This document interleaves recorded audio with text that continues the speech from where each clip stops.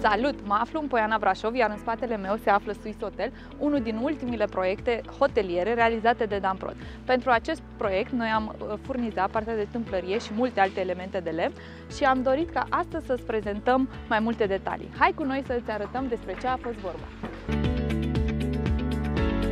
Pentru acest proiect, Dan Prod a furnizat partea de tâmplărie interioară, mai exact toate ușile de interior. Ușile de intrare în cameră, uși cu control acces, amortizor și cu un finisaj special din lemn termotratat. Uși care sunt realizate conform planului investitorului în sistem Filomuro. Mai exact, ușa este la același nivel cu peretele. Am mai furnizat pentru acest proiect și ușile de baie, uși echipate cu balamale ascunse. Dar cea mai mare parte din proiect au fost tâmplăriile exterioare.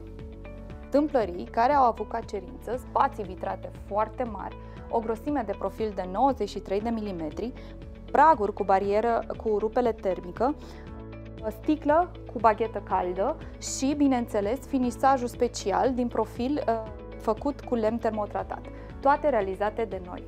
Pe lângă acestea, bineînțeles că acest proiect a avut nevoie și de căptușeli, pervazuri și alte elemente din lemn necesare pentru el.